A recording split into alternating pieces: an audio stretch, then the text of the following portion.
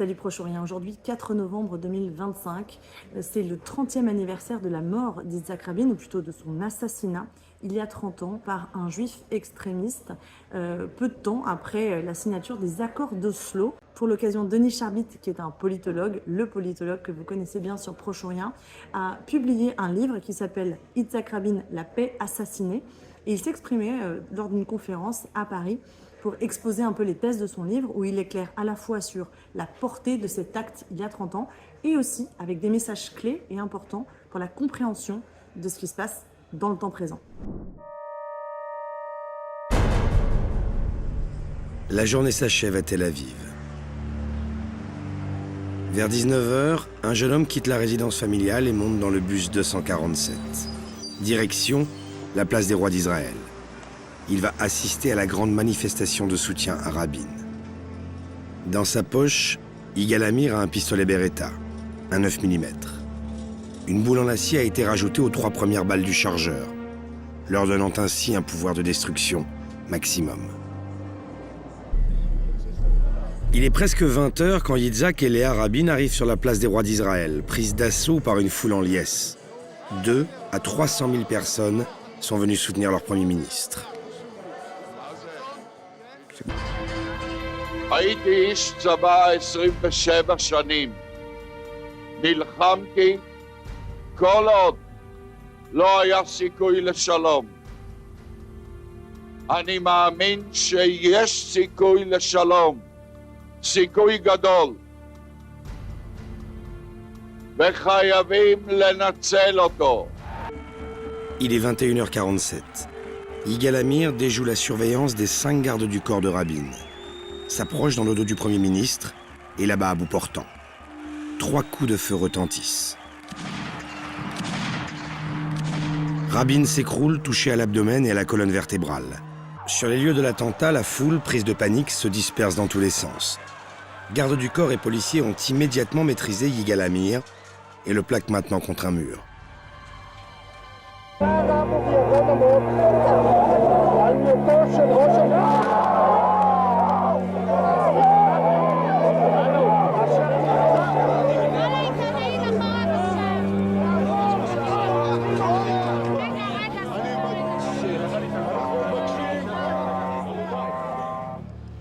Les banderoles de la fête sont déjà en berne quand le président des États-Unis livre son chagrin au monde. I admired him, and I loved him very much. Because words cannot express my true feelings, let me just say, Shalom, Haver. Goodbye, friend. D'abord, bonsoir d'être venus nombreux. Merci Benjamin, merci Anna, merci Raphaël. Vous n'imaginez pas comme pour moi c'est tellement fort d'avoir été associé au seul et unique événement célébré en France, à Paris, pour commémorer le 30e anniversaire de Yitzhak Rabin. Alors c'est vrai qu'il y avait le prétexte de ce livre, mais même s'il n'y avait pas ce livre, j'aurais été tout aussi touché, tout aussi ému. Merci d'avoir repris cette formule qui termine la dédicace de ce livre à mon épouse, Myriam, où je dis, j'espère que ce livre lui donnera des raisons d'espérer. Et c'est vrai que ces images-là, eh bien, je ne me suis pas retrouvé dans la foule, mais nous y étions. Je peux même vous dire, parce que je me sens dans une sorte de familiarité avec vous tous, même si je ne vous connais pas pour la plupart, mais nous y étions même avec notre fille aînée, qui est née fin juillet 1995. Donc comptez, ça fait août, septembre, octobre, 3 mois et 10 jours. Et on s'était dit, ce sera sa première manifestation. Parce qu'il ne faut pas l'oublier, le 4 novembre se termine par l'assassinat, mais ça commence par, et ça se déroule pendant plus de 3 heures, par une manifestation de soutien. Et je le raconte dans le livre, quand Jean Friedman, d'ailleurs un franco-israélien, lui dit après ces manifestations d'hostilité, pas contre le processus de paix seulement, mais contre Yitzhak Rabin lui-même en personne, il lui dit il faut rassembler ton peuple, le peuple de la paix, le peuple qui soutient ta démarche. Et il résiste en disant mais non, une manifestation c'est pour protester, c'est pas pour soutenir. Et finalement il cède et il est, on a vu quelques images lors du discours, il est comme emporté, c'est presque un autre rabbin qui naît, et c'est ses dernières paroles en quelque sorte. Alors nous y étions, et vous savez, on en a beaucoup parlé pour le 11 septembre, on en a bien sûr parlé pour le 7 octobre, ça fait partie de ces événements de l'histoire dont on sait exactement où on était lorsque l'événement est survenu. Alors je peux vous dire, pour finir l'aspect un peu anecdotique, après on passera à des considérations plus générales concernant Rabin et sa postérité. Nous étions dans la voiture pour revenir chez nous.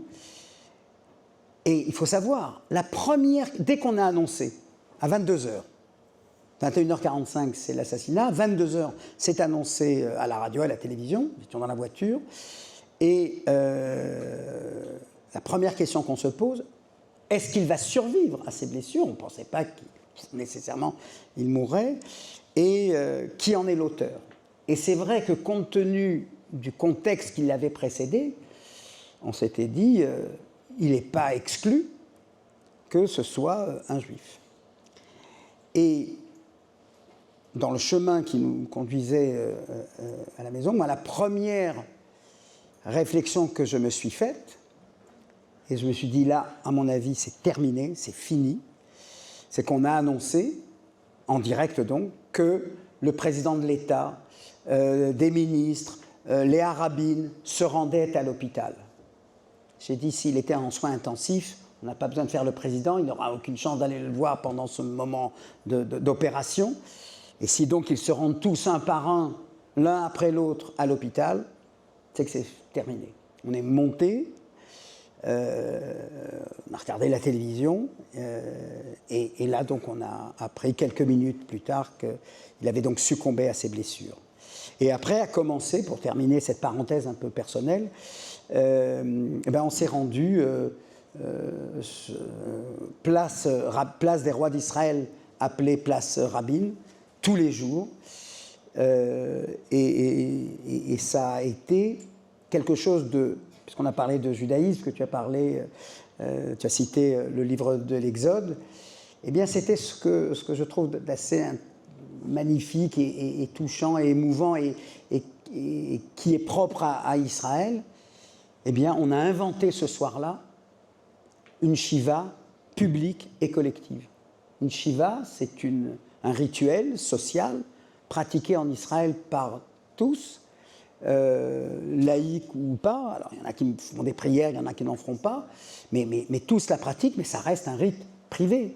On se rend dans la maison du défunt, de la défunte, chez ses enfants, là où la shiva a lieu, et défilent pendant 7 jours les amis, la famille, les collègues de travail, mais ça reste privé.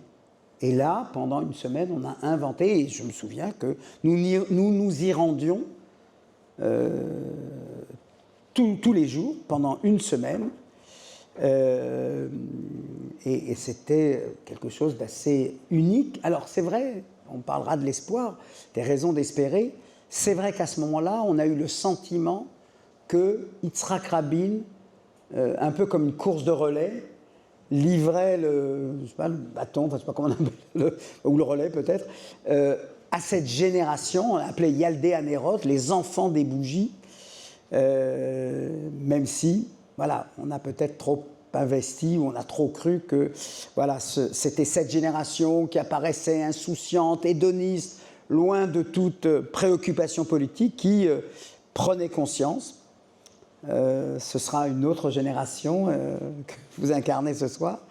Ce combat n'est pas terminé. Ce combat qu'on croyait un peu disparu renaît, hein, et sans doute sera très fort aussi dans les semaines, les mois et les années à venir. Voilà, on reste avec cette idée que Rabin a été assassiné et son héritage a été absorbé, disparu, on en parlera sans doute tout à l'heure, au profit d'une commémoration qui touche à sa vie, à ce qu'il a été, à sa carrière militaire, à sa carrière politique, à son intégrité personnelle, sans jamais oser toucher ce pourquoi il a été assassiné. Il n'a pas été assassiné parce que c'était un homme intègre. Il n'a pas été assassiné parce qu'il a mené une politique économique qui a stimulé la croissance. Il a fait belles choses et de moins bonnes, mais il a été assassiné à cause de l'héritage de la paix, cette cause de la paix. Et c'est pour ça que ça s'est effiloché et que je dirais d'une certaine manière ce qui s'est passé samedi soir lorsque près de 100 000 personnes se sont réunies, et je n'y étais pas en l'occurrence, mon épouse y était, et elle m'a dit ils n'étaient pas pour les otages, ils étaient pour la paix, pas pour le caractère, le leadership de Rabin, son parcours militaire, son parcours politique, mais pour cette cause-là en particulier. Et vous me demandiez des signes d'espoir, des raisons d'espérer. En voilà un premier.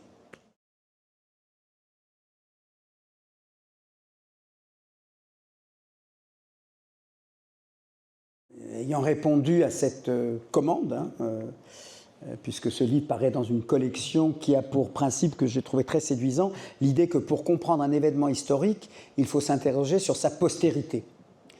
Mais je me disais, ok, on va parler de sa mémoire, mais il faut bien quand même, et notamment au lectorat français, qui, 30 ans après, se rappelle de Rabin à la Maison-Blanche, se rappelle de Rabin le 4 novembre, il faut rappeler qui il était. Et c'est important parce que, et ça c'est très significatif, et je vois, j'ai pu lire ces derniers jours dans des sites de la droite israélienne disant « ouais, on le présente comme l'apôtre de la paix ». Non, non, on ne le présente absolument pas comme l'apôtre de la paix.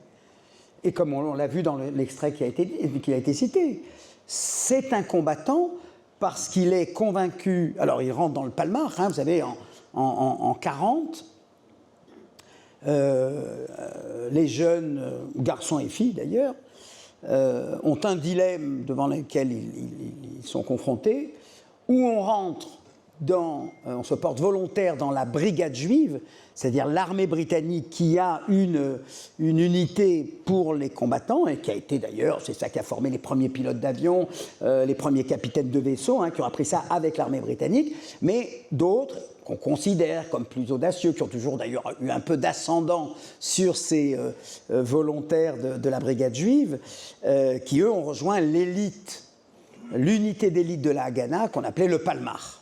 Voilà. Et qui a été effectivement très formateur, je dirais, dans la culture politique et même militaire du futur État d'Israël. Et Rabin décide de s'engager. Pourquoi ? Parce qu'il a sa formation, hein, il est issu de parents tous les deux qui ont immigré en Israël. Lui est né en Israël, très important, hein, c'est un Sabra. Ce sera le premier ministre d'Israël en 1974, né en Israël, qui ne vient pas comme Ben Gurion, comme Moshe Charet, enfin tous ceux qui l'ont, Lévi Eshkol, Golda Meir, qui sont eux nés à l'étranger et qui sont venus en Israël. Lui, il est né donc de parents très dévoués à l'idéal socialiste. Sa mère s'appelle Rosa, et on l'appelle Rosa la Rouge. Mais il révèle très vite un côté un peu taciturne. Il est un peu décalé, mais ça c'est resté jusqu'à la fin. Vous le voyez quand il parle, il bégaye pas, mais voilà, il a une hésitation, ce qu'il a d'ailleurs toujours rendu assez populaire, précisément parce que c'est pour ça qu'on l'a jamais considéré comme le père de la nation. Ça, on l'a dit de Golda Meir, la grand-mère de la nation d'Israël. On l'a dit de Ben Gurion. Rabin, c'est le frère aîné en quelque sorte. Et donc il s'engage au Palmar. Et puis participe bien sûr après à la guerre d'indépendance, et je le dis dans le livre, il est le premier des leaders politiques israéliens donc, qui ont combattu pendant la guerre d'indépendance, qui, dans ses mémoires publiées en 1978, lorsqu'il est dans l'opposition, a avoué, à reconnaître qu'il a expulsé des Palestiniens de Lod et de Ramleh. Parce que c'est ça, Rabin, c'est la franchise. Et il dit c'était une des décisions, il l'assume, hein, cette idée de la responsabilité. Il dit je l'ai fait. Et c'est sans doute une des décisions les plus difficiles que j'ai eu à prendre. Donc il la justifie, mais tout en reconnaissant que c'est sans doute, encore une fois, la décision douloureuse qu'il a dû prendre, à savoir prendre des civils et leur montrer la porte de sortie. Et puis après alors il participe au combat de 1948, dans plusieurs fronts d'ailleurs, Lod, Ramleh, mais aussi le sud, mais aussi Jérusalem. Et il en sort un peu amer parce que, contrairement, encore une fois, à la glorification héroïque, on a gagné, on a triomphé, lui, il est conscient de ce que il y a eu énormément de défaillances. Beaucoup de jeunes sont partis parce qu'on les a emmenés dans une opération qu'on n'aurait pas dû mener. Vous voyez, cette franchise-là.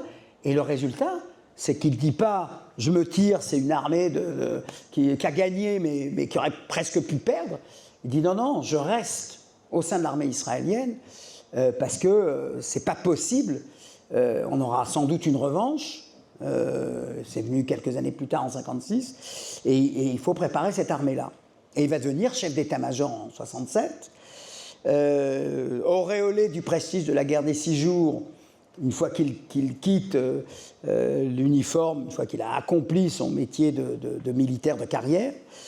Il part aux États-Unis, ambassadeur, nommé par Golda Meir, ambassadeur d'Israël aux États-Unis, donc à Washington, et il revient un peu en catastrophe en 1974, après que la guerre de Kippour, où il n'a pas été mêlé, puisqu'il était ambassadeur.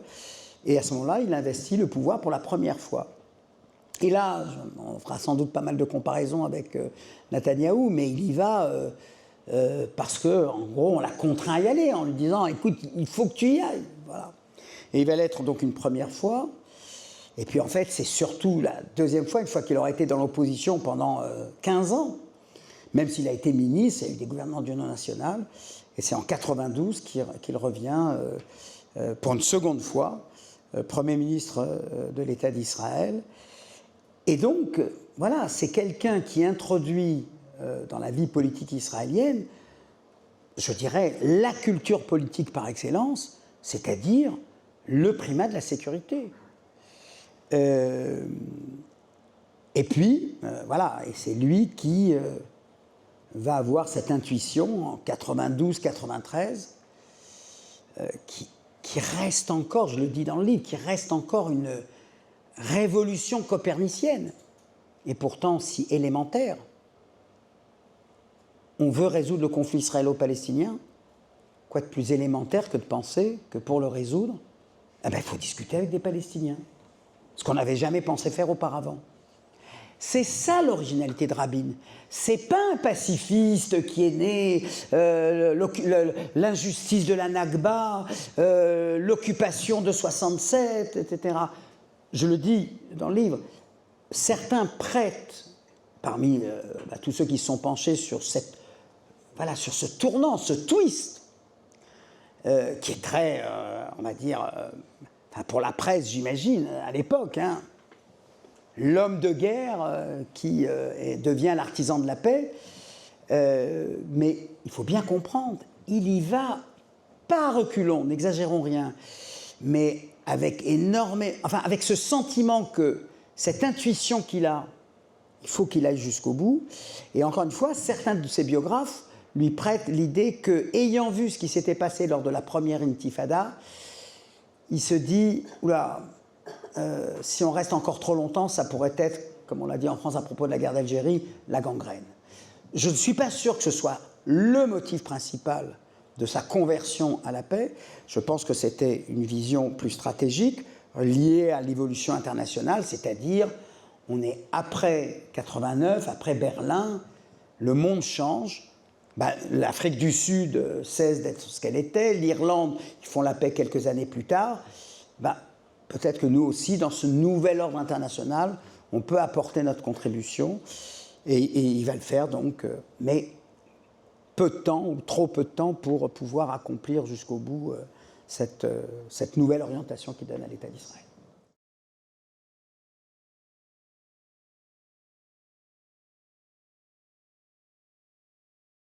Il remporte les élections le 23 juin 1992, et le premier signe, et j'ai vraiment cité assez longuement, c'est un livre assez court, hein, mais là je me suis dit, là la citation je la mets, elle n'est pas exhaustive, mais il présente son nouveau gouvernement en 92, et là aussi il fait quelque chose, mais qui était arrivé peut-être une fois avec Moshe Dayan, et encore, pas la même chose exactement.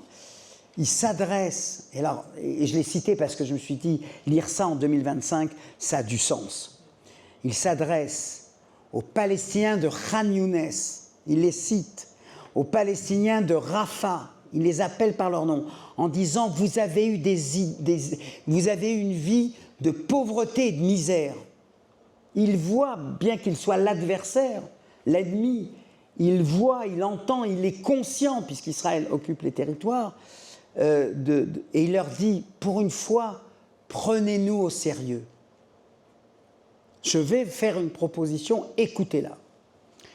Et donc, effectivement, on est après, alors le contexte, pour répondre directement à la question de Benjamin, on est après la guerre du Golfe.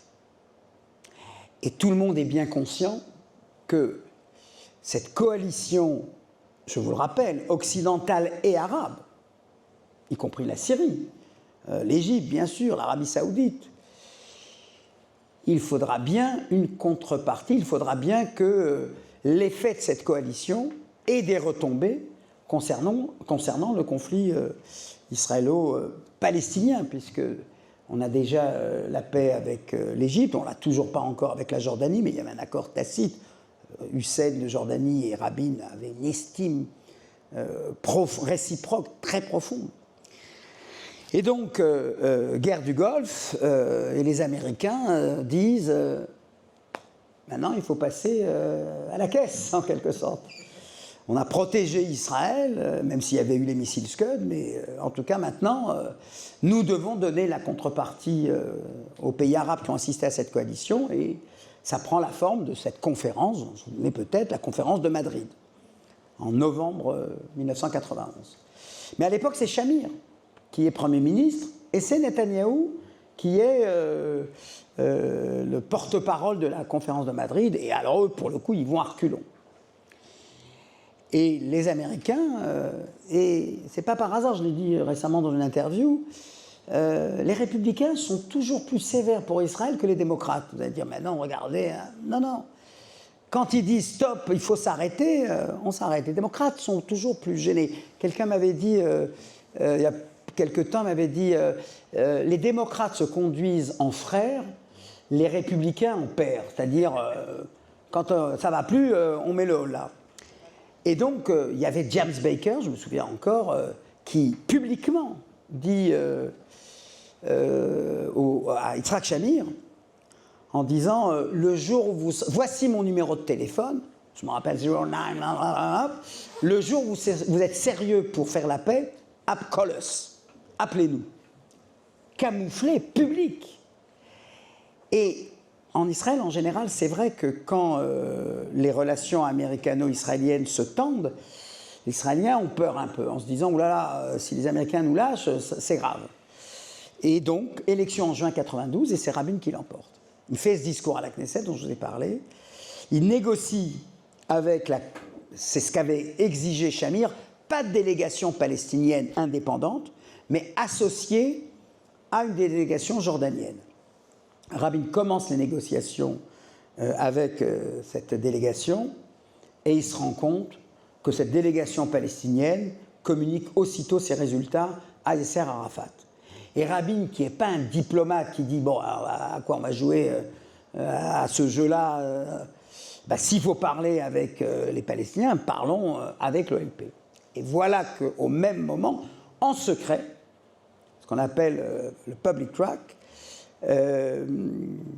deux universitaires israéliens participent à Oslo à une conférence de simulation. Et voilà que du côté palestinien, ce ne sont pas des universitaires, mais des membres de l'OLP. Et ils commencent à envisager un premier accord, etc. Ça prend forme, et vient un moment le temps, pour Yossi Beilin, qui était conseiller de Pérez, de prévenir Pérez, qui prévient Rabin. Et Rabin, déçu de ce blocage dans la négociation à Madrid, enfin dans les retombées de la conférence de Madrid, dit puisque c'est comme ça, discutons avec eux. Et ça amène au 13 septembre 1993. The time for peace has come. We who have fought against you, the Palestinians, we say to you today, in a loud and a clear voice, enough of blood and tears. Enough! Alors, je voudrais raconter une anecdote là-dessus. Je suis persuadé que vous vous souvenez tous, que vous avez vu en tout cas cette image de la poignée de main Arafat-Rabin. Et on voit la main de Rabin, ce qui démontre sa franchise. Voilà quelqu'un qui, dont le langage du corps était très parlant. On sent que c'est comme si on lui arrachait, parce qu'il a en mémoire tous les attentats, Munich, Mahalot, Lod. Et ce que j'ai découvert en cherchant des sources écrites, c'est qu'en fait, je ne sais pas si vous vous souvenez, alors cette fois-ci de l'autre côté, Arafat, lorsqu'il voulait dire bonjour à quelqu'un, c'était l'accolade. Je sais que même les ministres français disaient pas éviter, voilà, l'accolade comme ça, voilà, c'est-à-dire l'emprise en quelque sorte. Et Rabin avait dit pas question d'une accolade, une poignée de main. Ok, une poignée de main. Et on le voit lorsqu'il tend cette main, on le voit susurrer pour vous montrer à quel point il est incapable de maîtriser sa réticence. Il dit à Shimon Peres, tu crois que tu y échapperas, maintenant ça va être ton tour. Et on l'entend le dire, hein. Ça va être la torche sera. Et effectivement, Peres, lui, le fait beaucoup plus. On ne sent pas une main, lui, il l'attend comme il faut l'attendre.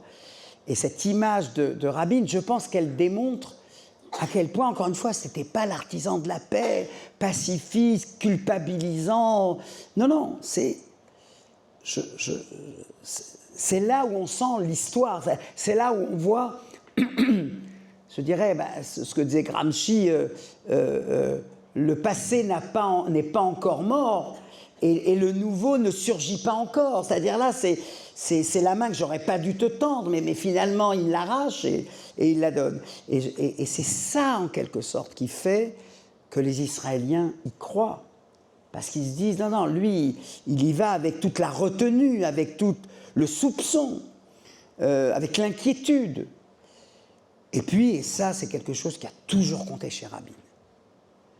Il a devant lui tous les frères d'armes, tous les compagnons d'armes, tous ceux avec qui il a combattu.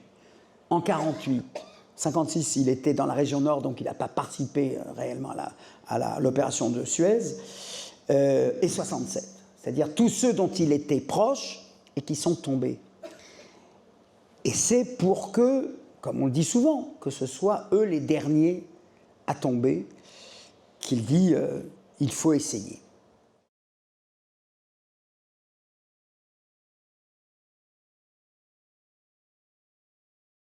Comme souvent, la formule accord d'Oslo existe, c'est une formule journalistique. Aucun accord ne s'appelle accord d'Oslo. En revanche, il y a un document qui s'appelle en anglais Declaration of Principles, déclaration de principe. En fait, Oslo, c'est, comme on dirait dans un langage diplomatique, c'est un accord cadre. Il fixe le cadre. Dans les accords d'Oslo, dit accords d'Oslo, mais en vérité, officiellement, c'est déclaration de principe d'Oslo, il n'y a rien.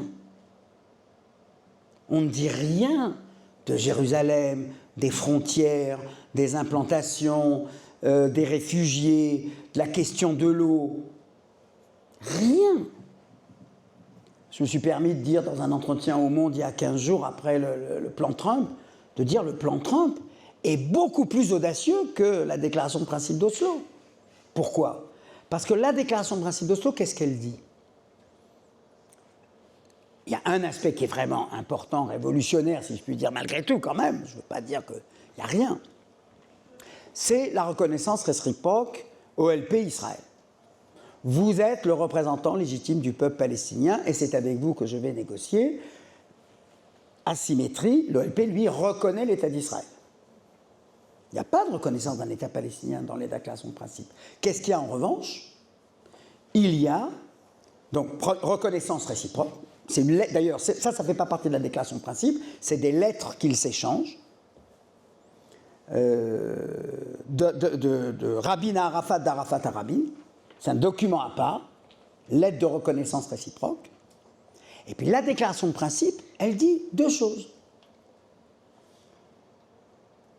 Nous allons mettre en place une autonomie, donc pas un État palestinien indépendant, un régime d'autonomie exercé par une autorité palestinienne, d'où le nom qu'on emploie depuis, qui va durer 5 ans. Et au bout de 5 ans, l'autorité palestinienne et le gouvernement israélien discuteront de tous les sujets sans aucune exclusion. Tous les sujets seront mis sur la table. Je l'ai dit, Jérusalem, l'eau, les implantations, la démilitarisation de l'État palestinien. Voilà. Tous les sujets seront, on ne les évoque pas, hein. Je vous donne le détail, mais ce n'est pas écrit. Tous les sujets, toutes les revendications, tous les griefs pourront être soulevés au terme de 5 ans de l'exercice d'une autonomie. Et si je puis dire encore un mot de plus, donc vous voyez, c'est ça la déclaration de principe d'Oslo. Mise en place en 1994 de cette autorité palestinienne, laquelle exerce son autorité. Au début, ça s'appelle Gaza-Jéricho. Puis ensuite, on prévoit le retrait de l'armée israélienne, c'est la fameuse découpage en zone A, B et C. Et, si je puis dire, le caractère tragique de la situation, en ce sens que, pour Yitzhak Rabin, il y a une rationalité derrière l'idée que pendant 5 ans, il y aura une autonomie. C'est-à-dire, pendant 5 ans, les Israéliens vont s'habituer à l'idée qu'il y aura un jour un État palestinien, et les Palestiniens vont s'habituer à l'idée qu'on va pas réintégrer, il n'y aura plus les Juifs à la mer, on ne va pas réintégrer tous les réfugiés dans l'État d'Israël, mais uniquement dans l'État palestinien. Et pour cela, on estime que voilà, 5 ans, ce sera 5 ans d'apprentissage. Et pourquoi je dis tragique ? Parce que la droite israélienne et le Hamas, avec des moyens différents, il faut bien le dire, hein, se disent, eux, on a 5 ans pour torpiller l'accord. C'est-à-dire ce qui est perçu par par Rabin comme 5 ans d'apprentissage de la paix, s'habituer à la paix, avec cette idée un peu comme la main. On ne peut pas passer du jour au lendemain d'ennemi à ami. Alors, on va prendre le temps, sans saisir, et là peut-être avec une certaine candeur, une certaine naïveté, que, et je le dis dans le livre, les 5 ans, c'est un compte à rebours, on a 5 ans pour tout mettre à terre. Et le tragique, une phrase, c'est que les premiers à tenir compte de ce compte à rebours qui reste 5 ans, 4 ans, 11 mois, 4 ans, 10 mois, c'est pas le Hamas, c'est l'extrême droite israélienne. 13 septembre 1993, 13 octobre, 13 novembre, 13 décembre, 13 janvier, 13 février, 5 mois après, et c'est le massacre de Hébron par Baruch Goldstein, qui rentre dans le caveau des patriarches et tue une trentaine de musulmans en prière. Et alors là, bien sûr, réaction de l'autorité palestinienne, on arrête la négociation, Rabin hésite à prendre des décisions sévères envers les habitants juifs de Hébron. Et après, effectivement, c'est au tour du Hamas de dire « Ah, vous avez massacré des musulmans à Hébron, eh ben, nous aussi on va y aller ». Et c'est les fameux attentats suicides qui n'avaient pas existé jusqu'à cet ordre, enfin jusqu'à cette période-là. Je dirais que cela restera encore vrai pour la suite. La paix qui est censée être un idéal unificateur est un idéal qui divise les Palestiniens et qui divise les Israéliens.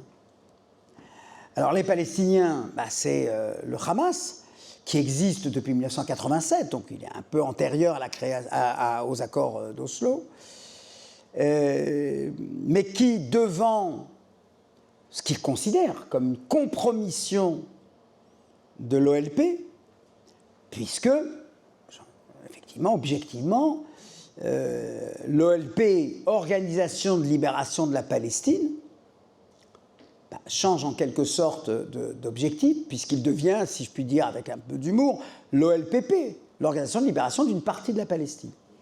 Puisque, au final, il y aura un partage territorial.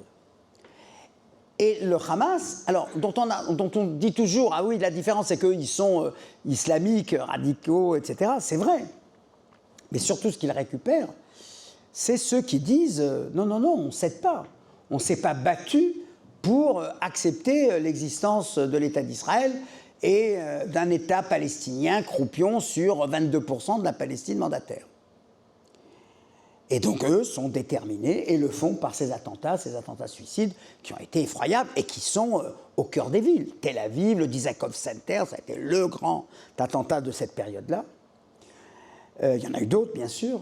Et du côté d'Israël, côté de l'opposition israélienne, je rappelle, Shamir donc, a perdu les élections en 92 et c'est Netanyahou qui le remplace, puisque ça avait été un peu celui qu'on avait découvert lors de la conférence de Madrid. Il est jeune, il a du verbe, on le sait. Et donc, alors, ça va se passer de la manière suivante. Je le décris dans le livre. Au départ, on a une opposition, on pense que les accords d'Oslo sont une erreur, alors on fait motion de censure, obstruction parlementaire, on mène tout ça comme dans une opposition au sein du Parlement. Et puis, au fur et à mesure que commence l'application de cette déclaration de principe, et en l'occurrence le retrait d'Israël de certaines villes, les grandes villes, Ramallah, Jenin, Naplouse, Tulkarem, Kalkilia, Jéricho, Bethléem, au fur et à mesure que commencent à s'appliquer ces premières phases, Netanyahou prend une décision qui ne vous étonnera pas aujourd'hui, mais à l'époque on n'en a pas mesuré l'importance, rompant avec ce qui avait été la particularité singulière d'Yitzhak Shamir, qui n'était pas moins attaché au Grand Israël que Netanyahou, mais qui avait dit, parce que comme Menachem Begin, c'était profondément des libéraux, des démocrates, attachés au Grand Israël, certes, et donc Shamir avait estimé qu'on ne fait pas alliance avec les marges situées à l'extrême droite, à la droite du Likoud. On ne fait pas alliance avec eux. Il avait établi, ça c'est une expression française que vous avez connue, aujourd'hui c'est un peu moins le cas, il avait établi ce qu'on appelle un cordon sanitaire vis-à-vis de l'extrême droite, vis-à-vis de Kahana. Chaque fois que Kahana parlait à la Knesset, les membres du Likoud quittaient l'hémicycle. Et Shamir le premier. Parce qu'on n'est pas, même si les uns et les autres partagent l'idéal du Grand Israël, on ne fréquente pas ces gens-là. On n'est pas du même monde. Et Netanyahou, en 1995, dit non, on a besoin de tous, et dans les comités, dans les organisations, dans les associations qui se créent contre l'application des accords d'Oslo. Tout le monde participe, les plus extrémistes, Ben Gvir notamment, qui fait sa première apparition à ce moment-là. Donc on fédère tous ceux qui sont opposés aux accords d'Oslo, sans tenir compte s'ils sont, on va dire, cachers ou pas cachers.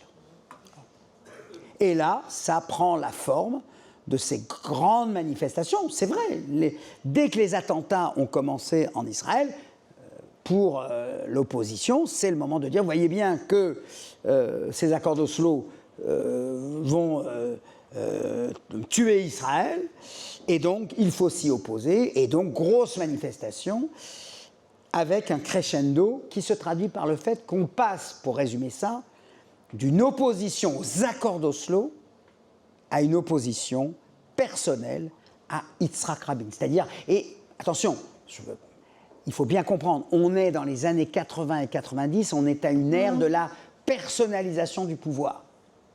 Et donc, dire les accords d'Oslo, c'est trop vague, c'est Rabin qu'il faut atteindre, qu'il faut décrédibiliser, qu'il faut toucher.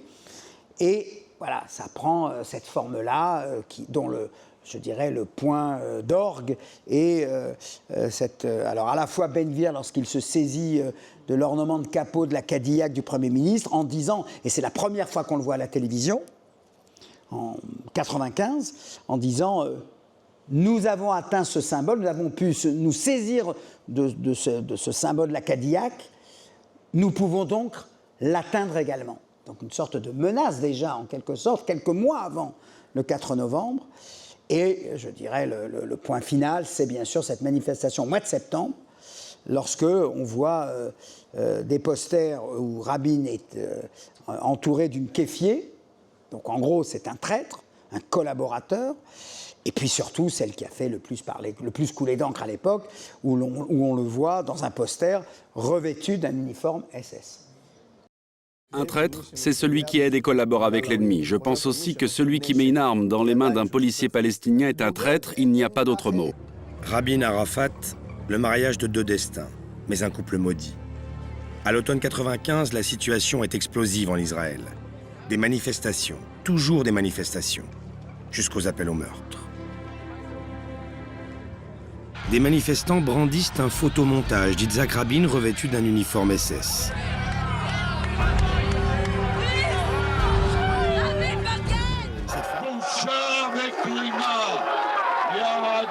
וגזענות אינם עולים ביחד. יהדות הארצות האנגלו-סקסיות ידעו לטפח. יהדות סובלנית, יהדות ציונית, לא יהדות גזענית.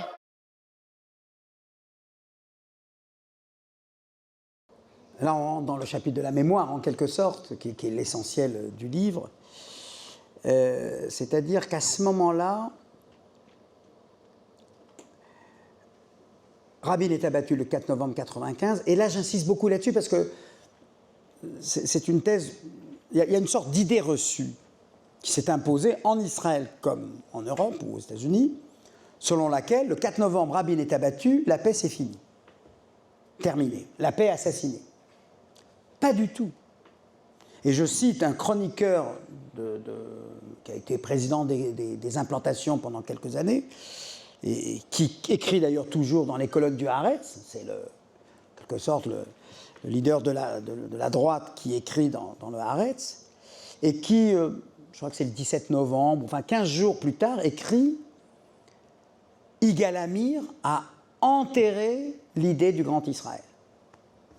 Il a cru en assassinant Rabin empêcher la paix, désormais c'est fini, la droite n'a plus de légitimité pour s'opposer au processus d'Oslo. » Donc il faut bien comprendre qu'au lendemain, et pendant cette semaine de Shiva dont j'ai parlé tout au début, la conviction générale, le consensus de la gauche à la droite, certains pour s'en féliciter, d'autres pour le déplorer, c'est que Rabin est assassiné, Rabin est mort, mais la paix l'emportera.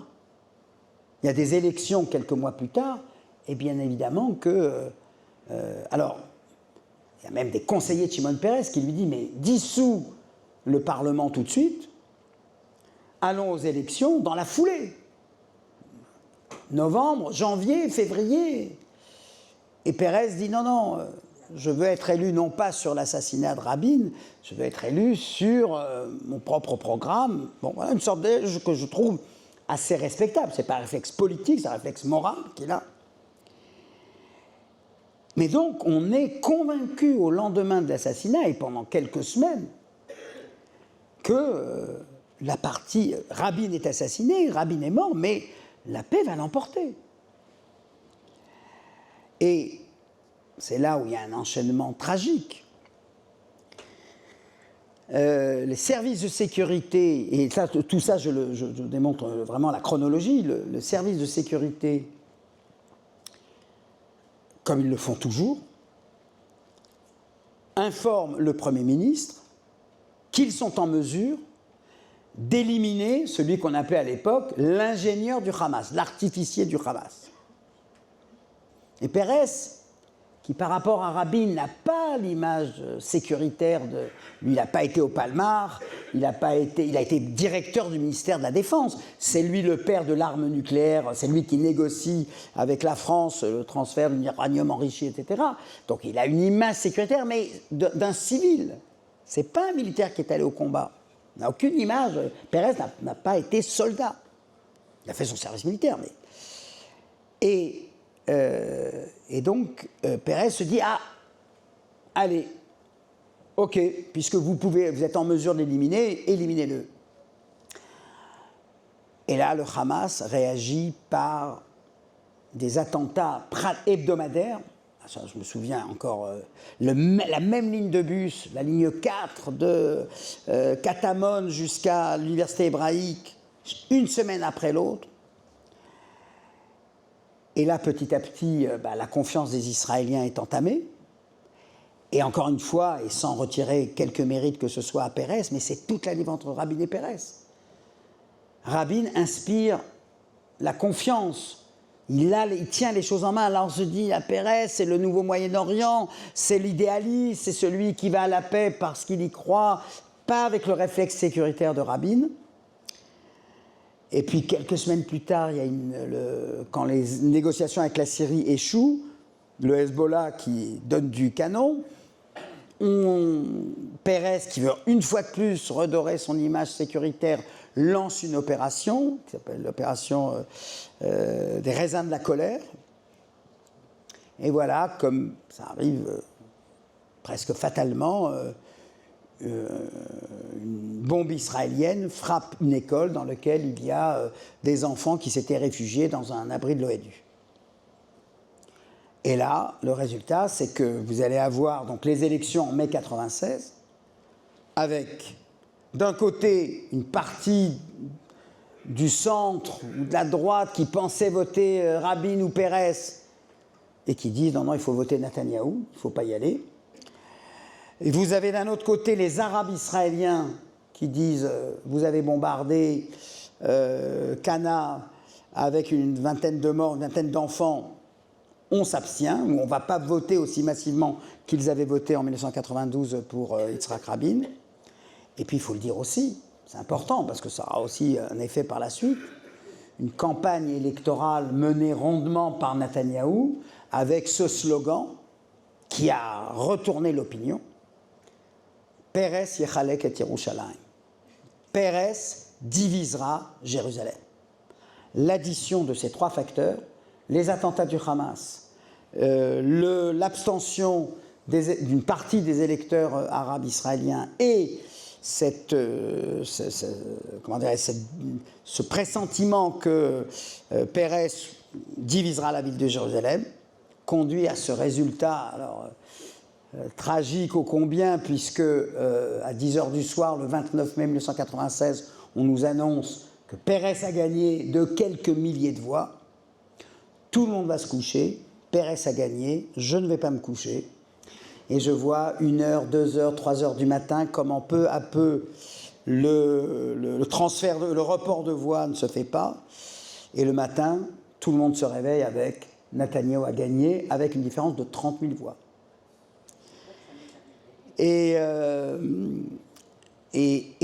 donc, c'est pour ça que cette mémoire commence mal, puisque 6 mois après l'assassinat de Rabin, c'est son adversaire qui est au pouvoir. Les premières commémorations officielles, c'est Netanyahou qui les fait. Et donc, on va se retrouver avec ce paradoxe permanent que j'analyse longuement dans le livre, c'est-à-dire comment commémorer la mort d'un leader dont on se satisfait du résultat politique qu'il a entraîné. Et je finis de répondre à la question que vous posée, c'est-à-dire que on a là le cas quasi unique d'un attentat politique qui a réussi. Non seulement parce qu'on a éliminé la personne qu'on cherchait à éliminer, mais parce qu'on a cherché à rendre un processus de paix qui était encore au début, c'est-à-dire à un moment où il n'était pas encore irréversible. Et je donne la comparaison, pour être plus clair, avec un événement français, l'attentat du petit Clamart de De Gaulle en novembre 1962, qui, lui, est inspiré par une autre motivation, qui est celui de la vengeance. Tu as rendu l'Algérie aux Algériens, les Français d'Algérie ont émigré, ont eu cet exode à l'automne 62. De Gaulle eût-il été abattu, ça n'aurait rien changé. L'Algérie était déjà indépendante. Là où Yigal Amir n'agit pas par vengeance, mais avec cette prescience, ce pressentiment, que comme le processus de paix ne fait que commencer, on peut en quelque sorte le couper à la racine, puisque le bourgeon a à peine surgi. Et puis c'est cette alliance, unholy alliance, cette alliance non sacrée, objective, comme on dira, j'aime pas trop le mot, entre le Hamas et l'extrême droite, c'est-à-dire que chacun nourrit la hantise de l'autre, et en tout cas celle des Israéliens, et donc quand 6 mois seulement après l'assassinat de Rabin, c'est la coalition adverse, et je ne suis pas en train de dire qu'il a armé Amir, etc., mais comment commémorer, et ça, alors je l'explique longuement dans le livre, puisqu'il y a un chapitre sur la commémoration à l'école, puisqu'il y a une loi mémorielle qui est votée en 1997, différente de toutes les autres lois mémorielles, Ben Gurion, Begin, etc. Pourquoi ? Parce qu'elle oblige l'éducation nationale à commémorer. On l'a fait aujourd'hui dans les écoles israéliennes. Et le truc, c'est que, classiquement, un prof, qu'est-ce qu'il a envie de dire ? On a assassiné Rabin, mais on n'a pas assassiné son idée. C'est ça qui est moral, si je puis dire. C'est ça qui... Mais si vous dites, alors, on va commémorer un assassinat, mais dont l'objectif a été réussi. Résultat, c'est bien les assassinats politiques. Alors, je ne suis pas en train de dire qu'on est en train d'éduquer les Israéliens à l'idée que l'assassinat politique, ça marche. Mais le fait est qu'objectivement, et vous savez comment sont les jeunes Israéliens, ils posent des questions un peu provocatrices, ils disent, mais qu'est-ce que tu es en train de nous raconter là ? Que finalement, certes, c'est pas bien de tuer un Premier ministre, mais le résultat de l'instigateur, de l'assassin, a été pleinement réalisé. Et c'est pour ça que, comme je le dis dans le livre, la mémoire, 6 mois après l'élection de Netanyahou, la mémoire d'Yitzhak Rabin est mal partie. Voilà. J'oublie pas de vous donner des raisons d'espérer. Hein. Je ne croyais pas que... On y arrive. Voilà. Mais il est vrai que, pour rester sur cette idée de la mémoire, comme finalement le gouvernement qui est en place est satisfait de l'intention, en tout cas il partage avec le criminel, avec l'assassin, cette même idée d'interrompre le processus de paix. Alors comment cette mémoire va se développer ? Comment elle va s'élaborer en Israël ? Alors, 3 axes. Le premier axe, le plus facile, Rabin, sa biographie. Palmar, la guerre des 6 jours, la paix avec la Jordanie, ça, effectivement, ça fait partie du consensus. Donc, on s'en tient à la biographie. Et on ne parle pas de ce qui fâche. Deuxième thématique, et ça a été sans doute la thématique la plus développée pendant quelques années, pendant de longues années. L'assassinat de Rabin, c'est la mise en cause d'un processus démocratique. Dans un système politique, dans un système démocratique, on ne tue pas son rival. Et donc, ça va être des réflexions de deux ordres. Un, sur la tolérance politique. Attention de ne pas tomber dans l'instigation, l'incitation à la haine, etc. Mais là, moi je le dis de manière assez sévère, ce qui est un peu pervers dans cette représentation-là, dont je ne conteste pas qu'elle est importante, il faut éduquer les gens à ce qu'on n'élimine pas un leader, qu'il soit de l'opposition, qu'il soit de la majorité. Et à plus forte raison, un Premier ministre. Mais ce qui est un peu pervers, c'est qu'en fait, on va représenter la société israélienne comme divisée en deux blocs, ou comme si, implicitement, les deux étaient capables du même acte. Attendez, désolé, et je le dis d'ailleurs avec un peu de je sais pas si vous y avez porté attention, je dis, mais attendez là, demain, Netanyahou annexe la Cisjordanie, annexe la bande de Gaza, colonise la bande de Gaza. Je vous le dis tout de suite, il n'y aura pas un juif de gauche pour aller le tuer. C'est-à-dire que la réciproque, alors que, et je le dis aussi dans le livre, si demain un autre Rabin naît, mais il est assuré qu'il y aura des candidats potentiels à succéder à Yigal Amir. Donc cette représentation de « il y a deux clans qui se détestent », qui est la représentation dominante encore en ce moment, ceux qui étaient pour la libération des otages, en mettant fin à la guerre, ceux qui ne le sont pas, etc. Alors que, attendez, c'est pas une représentation symétrique. Les menaces sur Rabin, elles ont existé, des menaces sur Netanyahou, mais on n'a pas eu. Pas de cet ordre-là. Et pas en tout cas parce qu'il a arrêté en 2014 toute négociation avec les Palestiniens. Alors, il y a cette discussion sur la démocratie, et de quoi on ne parle pas, jamais, c'est de l'héritage d'Oslo. Ça, c'est tabou, parce que ça divise. Alors, la mémoire, à quoi ça sert? Ça a unifié la nation. Derrière les grandes figures, derrière Jean Moulin, derrière les Justes, derrière Robert Badinter, on sait bien qu'il y en a qui ne l'aimaient pas, mais globalement, on ressoude une population. Rabin, c'est... Alors, on essaye de ressouder Rabin, mais autour de quoi? Le Palmar, la guerre des 6 jours, etc. Oui. Le respect des valeurs démocratiques, qu'est-ce qu'on fait en démocratie, qu'est-ce qu'on n'a pas le droit de faire? Et puis le Oslo, à ça on n'y touche pas. Et à plus forte raison, à partir de 2000. Parce que, encore une fois, n'oubliez pas, et je le dis, 3 ans après l'élection de Netanyahou, il perd le pouvoir, il perd les élections, c'est Ehud Barak. Ehud Barak qui va à Camp David et qui revient avec cette formule, il n'y a pas de partenaire du côté palestinien. Qui a, alors, dont je dis toujours, enfin, je ne pas dans le livre, mais objectivement, il y avait sans doute du vrai dans ce qu'il disait, politiquement, c'était suicidaire, puisque toute la gauche israélienne depuis les années 90 s'était structurée, restructurée, plus sur les kibboutz, puisqu'on n'était plus dans une économie socialiste. Mais sur quoi? Sur le fait qu'on va négocier avec les Palestiniens.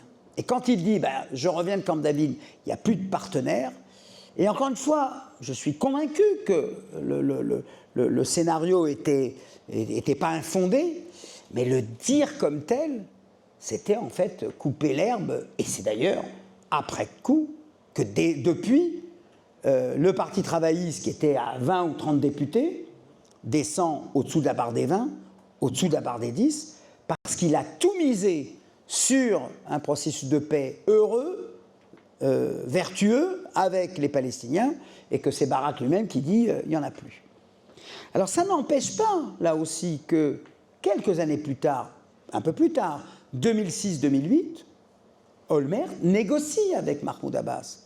Il est proche d'un accord, mais il est rattrapé par ses affaires de corruption, et à partir de là s'ouvre l'ère Netanyahou, 2009-2025, à part la parenthèse 2021-2022. Et là, je dirais que voilà, ça va être un changement de culture politique. Je dirais la leçon tirée de ce slogan il va diviser Jérusalem, c'est-à-dire l'adversaire. Et là, de ce point de vue-là, on n'a pas changé grand-chose depuis. L'adversaire, c'est pas seulement un adversaire, c'est pas seulement un rival, ça c'est légitime en politique, c'est presque un ennemi, et c'est en tout cas un traître. Et Smolany, être de gauche, gauchiste, vous en faites pas, personne n'a lu Che Guevara, Mao et Trotsky, mais voilà, c'est l'image qui va être plaquée avec cette difficulté, effectivement, que du côté palestinien, le nationalisme palestinien est divisé plus que jamais, Hamas, Fatah, et que, voilà, on va habituer les Israéliens à cette idée que le problème palestinien devient marginal. Et là, Netanyahou est aidé, hein, attention, il ne crée pas toute pièce. Je ne veux pas excessivement l'accabler quand il ne doit pas l'être. C'est les révolutions arabes. 2011, le printemps arabe, qui fait que l'attention est détournée sur, sur la réforme interne aux régimes arabes, et que, voilà, on va le dire, on a employé 1000 fois l'expression, y compris moi-même, le problème palestinien perd de sa centralité. Il va devenir marginal. Et le coup de barre, en quelque sorte, ou le coup définitif, 2014, l'opération bordure de protection, et il décide qu'après cette opération-là, puisque désormais l'attention, c'est ce qui se passe dans les pays arabes, la révolution en Syrie, la guerre civile en Syrie, Kadhafi, c'est la même époque. Le problème palestinien, on l'oublie. Il arrête de négocier et on ne le sanctionne pas pour autant. On ne dit rien, on dit on ne négocie plus. Pourquoi ? Parce qu'on passe dans ce paradigme-là, non plus de la résolution du conflit qui avait animé Yitzhak Rabin, mais on passe à l'idée de la gestion du conflit. Et la communauté internationale, à cette époque, elle dit à Israël, on comprend, il n'y a pas de partenaire, ils souscrivent en gros à l'idée que très compliqué pour les Palestiniens de dégager un leader, Arafat est mort entre-temps en plus, mais cette idée que, ok, vous voulez gérer le conflit, d'accord. Pour cela, il faut que le conflit devienne, comme on va dire, un conflit asymétrique, de faible intensité. Et faible intensité, ça veut dire, allez, 100 morts par an. Bon, le conflit peut tenir. Il y a des foyers de conflit beaucoup plus graves. Et ça explose le 7 octobre. Ah, vous aviez cru, et c'est pour ça que la communauté internationale, en quelque sorte, fait mine, si je puis dire, sauf les États-Unis, bien sûr, de se retourner contre Israël en disant, attendez, nous, on était prêts à ce qu'il n'y ait pas de résolution du conflit, mais une gestion du conflit, mais la clé, c'est que ce soit un conflit de faible intensité. À partir du moment où ça devient alors là, il faut retourner à la phase résolution. Et là, je terminerai dans d'autres questions pour dire ceci, et ça, j'y tiens beaucoup, parce que moi, j'aime bien les paradoxes, j'aime bien avancer une proposition et avancer ensuite la proposition un peu inverse, mais complémentaire. Après le 7 octobre, là, on va parler maintenant de ce qui se passe, après le 7 octobre, il y a deux narratifs possibles. Le premier narratif, celui de la gauche, mais qui n'a pas mordu sur l'opinion, c'est « Ah, vous voulez gérer le conflit, vous voulez faire de la question palestinienne une question marginale, eh bien ça vous explose à la gueule. » Pourquoi ce narratif ne l'a pas emporté ? Pour une raison très simple. Parce que ça suppose de reconnaître une part, fût-elle minime, de responsabilité. Or, et ça je ne juge, je ne blâme personne, après l'horreur du 7 octobre, qui n'est pas une prise d'otage et on a tué 100 morts. Mais c'est les viols, calcinés, brûlés, les maisons, etc. Cette atmosphère de pogrom ou de Shoah. Et la question, quand on dit pogrom et Shoah, c'est pas est-ce que c'est la même chose, c'est que ça veut dire, comme un pogrom et comme la Shoah, nous sommes indemnes, nous sommes totalement innocents de cette situation. Et c'est clair qu'entre le récit qui consiste à dire « Ah, on a négligé la question palestinienne », eh ben, ça nous explose à la gueule. Donc ça veut dire qu'on a une part minime de responsabilité. On ne peut pas négliger notre responsabilité dans cette situation. C'est clair que ce narratif-là, juste ou non, était condamné à échouer.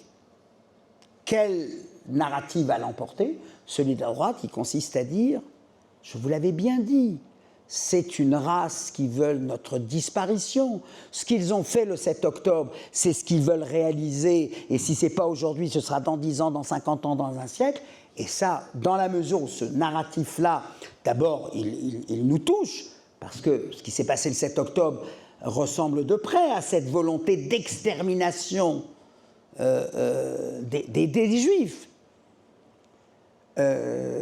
Donc c'est à ce narratif-là qu'on adhère, d'autant que, comme vous le savez, on a touché des personnes qui étaient militantes de la paix et qui disent « Attendez, même nous, on n'y a pas échappé ».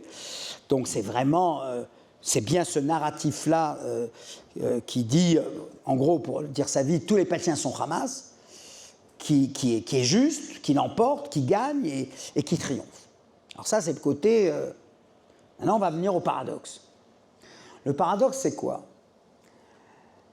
Premièrement, c'est que même en admettant que ce soit, c'est ça, c'est la réalité, c'est la vérité, c'est pas très exaltant. Entre les lignes, ça veut dire que donc on est, quiconque vit en Israël assume de vivre un conflit éternel. Et ça, je veux dire, la plupart des Israéliens, fussent-ils de droite, c'est pas des lendemains qui chantent. C'est des 7 octobre qu'on va essayer de déjouer, mais si on est dans un, comme on dit en hébreu, à la netzach tochal cherev, jusqu'à l'éternité des temps, jusqu'à la fin des temps, l'emportera le glaive, très bien, ça nous barre, ça nous muscle, on est tous, et on l'a prouvé pendant ces 2 ans, enfin comme perspective optimiste, des raisons d'espérer, on trouve mieux. Et là où justement, même si ce narratif l'emporte, donc je veux dire par là que même si électoralement parlant, ce camp de la paix se rétrécit, je ne le nie pas, je vais vous expliquer par quel biais il reprend, comme je l'ai exprimé tout à l'heure à propos de cette manifestation de samedi soir. Et ça, je peux vous le dire, pour le vivre en Israël régulièrement, je vais le faire comme ça de manière un peu personnelle. Avant 2023, j'étais un has-been, le dernier des Mohicans. Mais Denis, qu'est-ce que c'est c'était les années 70, là, t'es pas sorti des années 70, 2 États, voire un seul État, fédération israélo-palestinienne. Mais c'est terminé, le monde arabe s'en fout, la Russie s'en fout, la Chine s'en fout, l'Europe s'en fout. Tout au plus, est-ce qu'on commercialise des produits de Cisjordanie? Bah, ça va pas plus loin. Les accords d'Abraham étant la démonstration que même le monde arabe, il veut bien signer la reconnaissance d'Israël en lâchant des miettes pour les Palestiniens. Voilà comment j'étais, moi et tous mes camarades, enfin, tous ceux du camp de la paix, nous étions perçus. Voilà, un résidu des années 70 qui perdure encore un peu et qui n'a plus prise sur la société israélienne. C'est vrai. Après le 7 octobre, et en tout cas maintenant, encore une fois, peut-être que le camp s'est rétréci, puisque ce narratif de « il l'emporte jusqu'au bout » est dominant. Oui, mais on redevient pas menaçant, pertinent. C'est-à-dire, on dit, écoutez, on ne s'en sortira pas si on ne discute pas. Et encore une fois, c'est là où je trouve des raisons d'espérer. Non pas en pensant que la majorité des Israéliens suit cette option-là, pas du tout. Et je peux vous dire,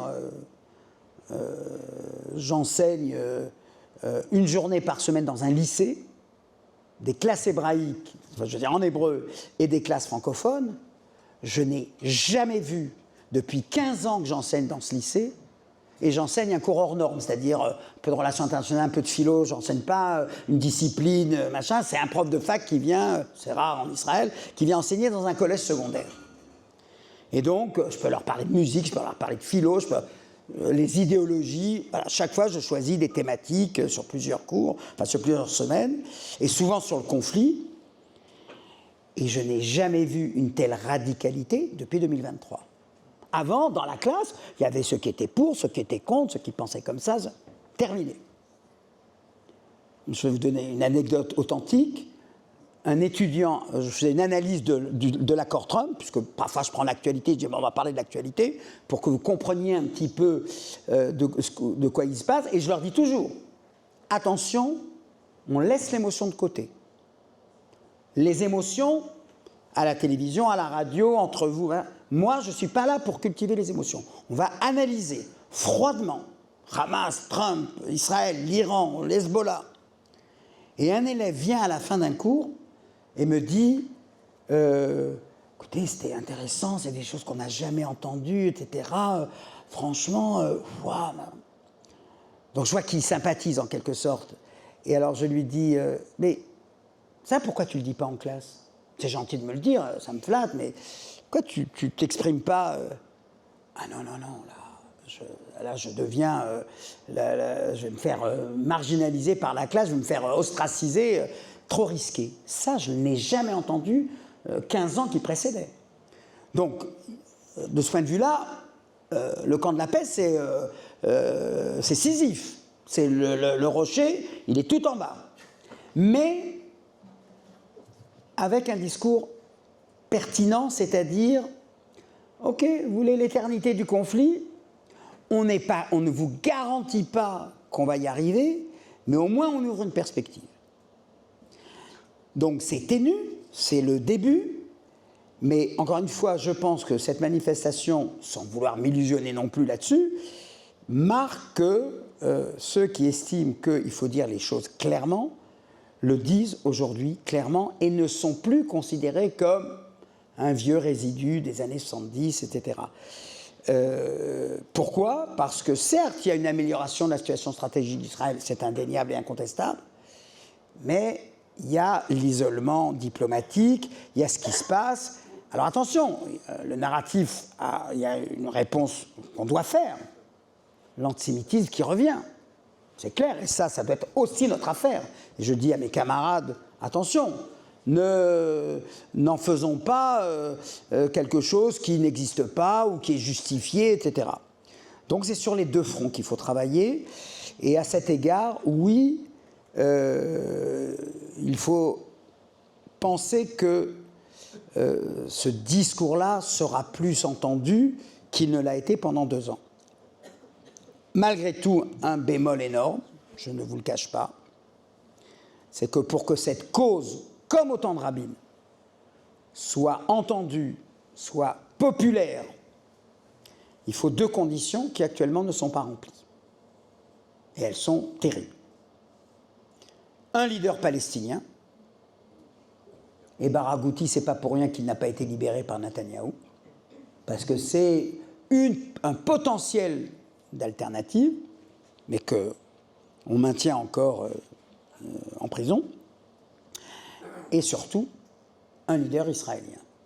Et je ne mets pas en cause les qualités, les compétences, le discours, la rhétorique de Yair Golan, de Yair Lapid, de Benny Gantz, de Lieberman et encore, mais aucun d'eux, ou Gadi Eisenkot, celui dont on pense qu'il pourrait devenir, parce qu'il ressemble un peu à Rabin, il est taiseux, il a été chef d'état-major, il a perdu son fils et son neveu lors de cette guerre, mais vraisemblablement il a encore un peu de difficulté. Est-ce qu'il va émerger dans les semaines ou les mois à venir? Je n'en sais rien, mais en tout cas, je dirais que ce par quoi cette alliance un peu hétéroclite qui manque encore d'un leader qui marquerait comme Rabin a su émerger au-dessus des autres, c'est là très clairement ce climat de division, d'incitation à la haine qui reprend de plus belle du côté de la droite israélienne. Regardez les affaires des jours récents avec la procureure du tribunal militaire, etc., où il y a une excitation à la haine qui, moi-même, m'effraie. Et ça, il n'est pas inconcevable que des Israéliens se disent ça va trop loin. Et là, on se retrouve, et c'est ce qu'ils nous ont dit au nom de la mémoire de Rabin pendant des années,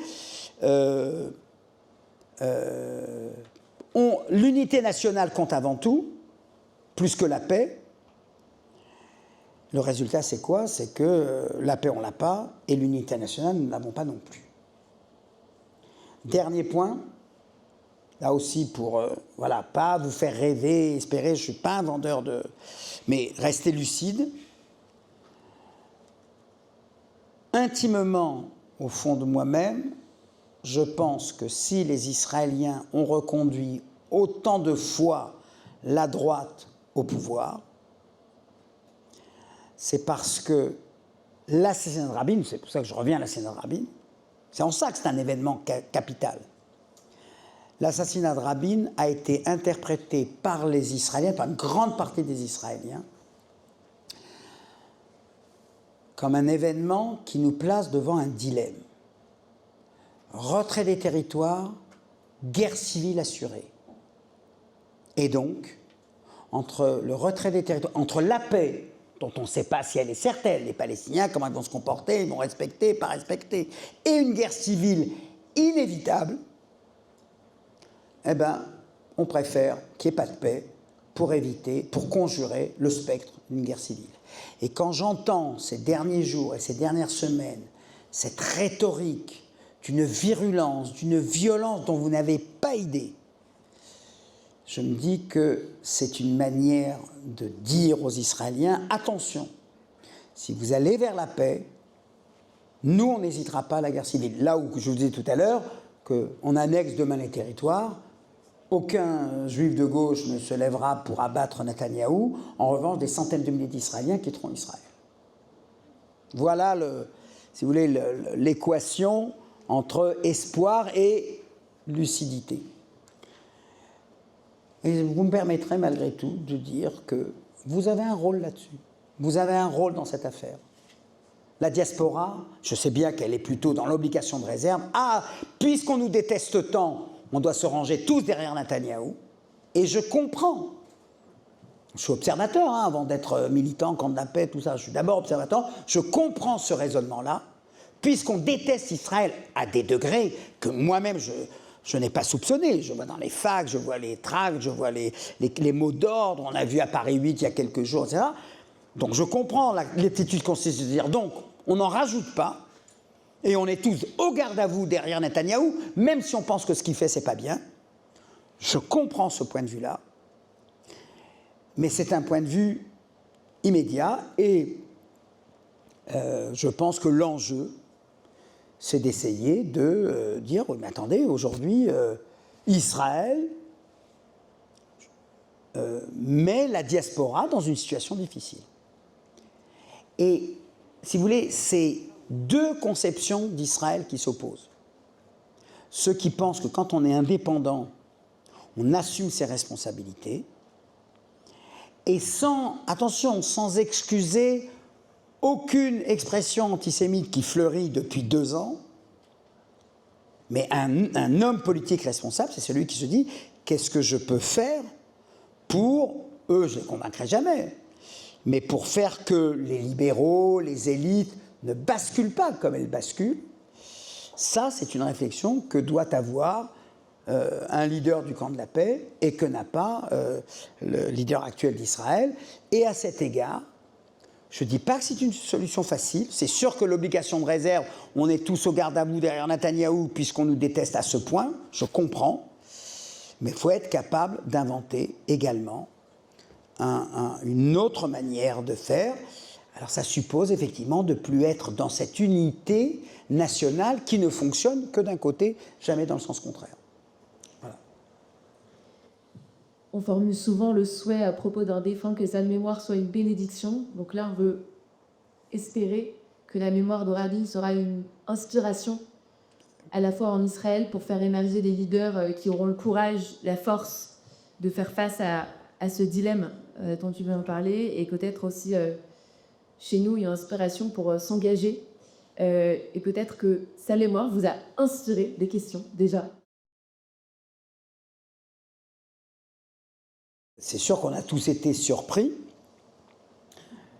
par la volte-face de Donald Trump, qui a imposé d'ailleurs à 2 reprises, hein, et en janvier, mais certes ensuite quand Netanyahu a annoncé qu'il n'irait pas vers la 2e phase, Trump ne l'a pas arrêté, et il a arrêté seulement 10 mois plus tard, puisque finalement Trump a été plus sensible à la revendication de la rue israélienne, estimant que la libération des otages requiert l'arrêt de la guerre, l'arrêt des combats et la mise en place d'un cessez-le-feu dont on verra s'il est de longue durée ou pas. C'est vrai que quand j'ai entendu Trump dire « nous allons examiner si Barghouti devrait être libéré ou pas », j'ai aussi sourcillé.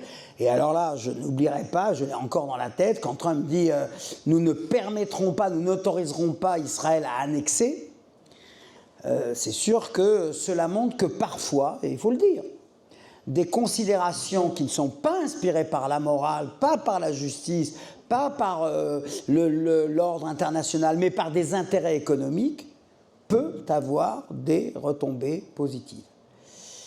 Est-ce qu'il faut s'accrocher à cela? Je dirais qu'actuellement, on n'a pas d'autre relais à saisir que celui-là.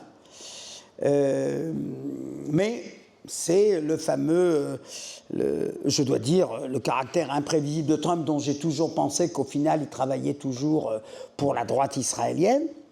Et ces déclarations vont toujours être, vont aller dans un sens ou dans l'autre.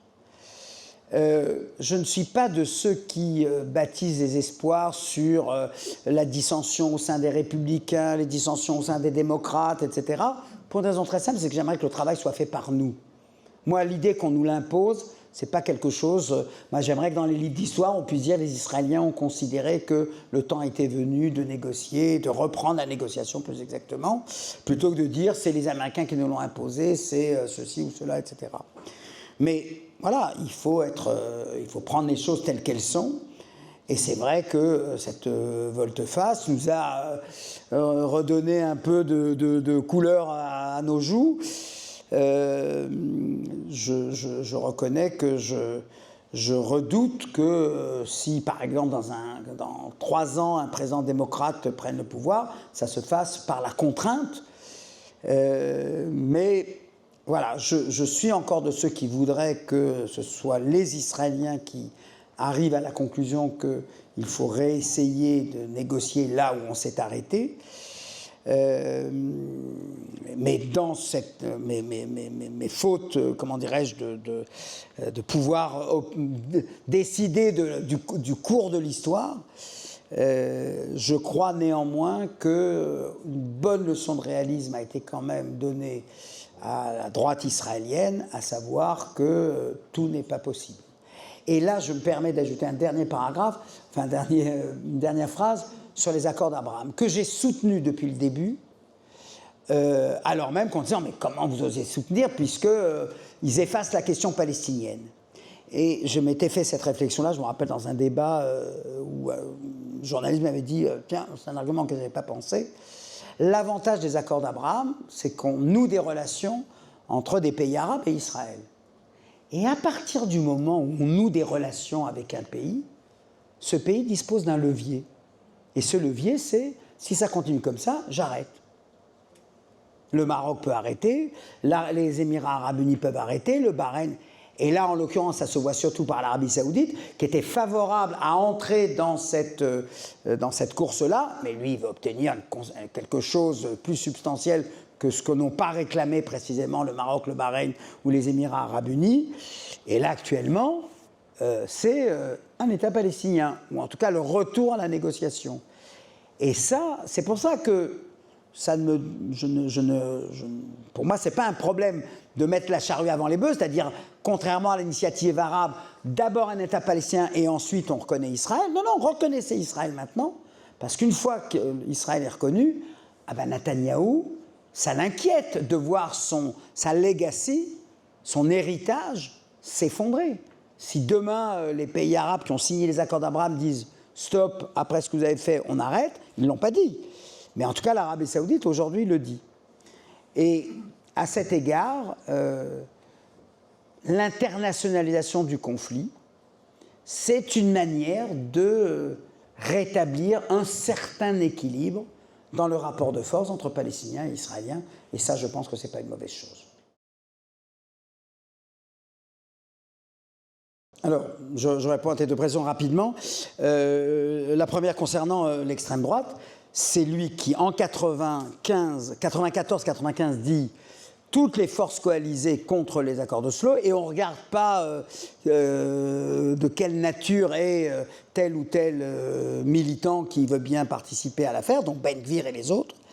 Et puis n'oubliez pas, c'est lui en 2022 qui force Smotrich et Ben Gvir, qui ne se supportent pas parce que ce n'est pas exactement la même culture suprémaciste, nationaliste et religieuse.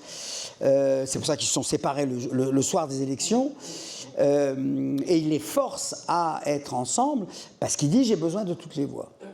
Ça, c'est le premier point. Concernant Oslo, feuille de route, oui, c'est une feuille de route. Et la leçon que j'en tire, c'est que dans une future des négociations, je pense qu'il faut commencer, pour rassurer les Palestiniens, à dire il y aura un État palestinien. L'annoncer d'emblée. Et ensuite, à discuter les modalités, qui peuvent prendre des années. Sécuritaire, arrangement, etc. C'est-à-dire qu'il faut faire la logique inverse d'Oslo, puisque Oslo a échoué, je suis obligé de m'incliner devant le résultat, mais dire il y aura un État palestinien, ça ne se discute plus, c'est indiscutable, mais attention, maintenant, ce sur quoi porte la négociation, c'est les modalités. Les frontières, Jérusalem, les réfugiés, etc. Alors, on va reprendre les questions à l'envers. Donc, la première sur cet affrontement. Oui, c'est autour de la scène de Rabin d'une part, mais également autour de ce qui se passe aujourd'hui. En fait, ce n'est pas simplement la question des Palestiniens, c'est un aspect, mais ce n'est pas le seul. C'est l'identité d'Israël. Qu'est-ce que doit être cet État juif? Et c'est pour ça que c'est important d'y réfléchir, de discuter. Encore une fois, je vous remercie d'avoir voulu mener cette réflexion. Ce n'est pas simplement pour commémorer, mais pour se dire où va Israël? C'était le titre d'un livre de Nahum Goldman dans les années 70. Où va Israël? Alors, je voudrais dire ici quelque chose qui est énorme, essentiel pour moi. Le problème que j'ai, c'est pas de voir Israël de plus en plus religieux. Absolument pas. Et pourtant, je ne suis pas croyant, pratiquant, je m'intéresse beaucoup au judaïsme, mais ça ne me trouble pas. Et ça ne me trouble pas qu'il y ait des juifs qui soient, comme on dit, messianistes. Le problème n'est pas là. Le problème, c'est quelle orientation donne-t-on à ce messianisme et quelle orientation donne-t-on à ce judaïsme. Si ce judaïsme-là qui évolue, moi, que la société israélienne soit plus religieuse, me pose aucun problème.